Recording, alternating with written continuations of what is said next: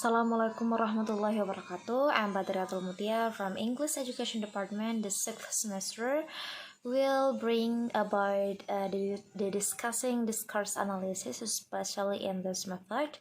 In this discourse analysis about what is actually discussion, how many kinds of discussion actually. Here I will explain more in this video. For the first, I will explain about speaking as a transactional discourse, or we can say as like discussion.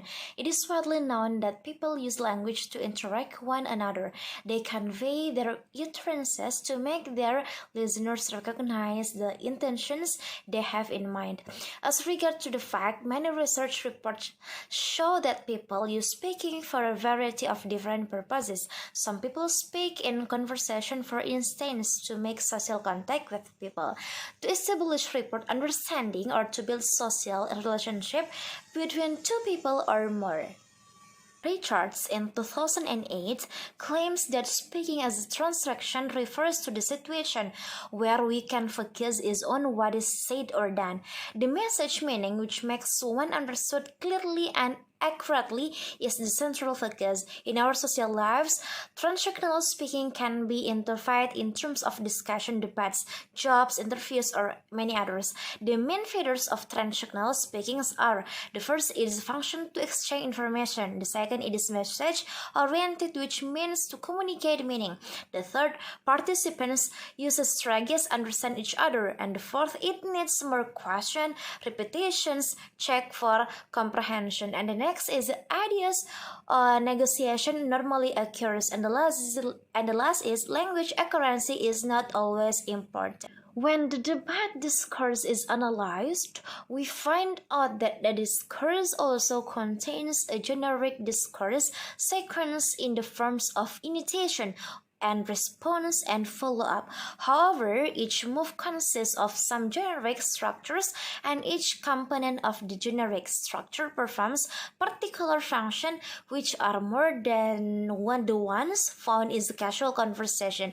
The analysis is described as like the first lesser heard, or we can say initiation, such as opening, introducing, participant structuring, and the debating organization, and welcoming candidates, and also introducing topics and inviting the arguments. And the second is a Lester Clinton, or we can know that as a response is divided opening, overviewing the topic, stating solution, and giving recommendation. The analysis or the generic structures of the speech is divided like addressing or address the audience to start, and the second is a greeting and gratitude, greet and thank to them, show the friendliness, and the third is attention grabber, get the audience attention, and the fourth is introduction, tell them what you're going to say or what you're going to do, and the fourth is body, tell them we view education as the development of the whole child. Attention emphasis is placed not just on the intellectual development but also the pupil's physical, social, and spiritual development.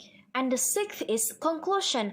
Tell them all you have said. Explain the greater detail the structures which operate in the school. And the last is ending. Make them remember something or give your gratitude to them. So, the generic structures identified after the discourse analysis may be used as a speech outline that function to help students in order to be able to recognize ideas logically and clearly in making a speech. By having an outline, a speaker is able to develop his speech more structuralized and easy to understand. So thank you so much. For me, that's all of my explanation about discussion, especially about the going to like presentation or speaking that I have been explaining. And I'm Badriyatul Mutiah. Wassalamualaikum warahmatullahi wabarakatuh.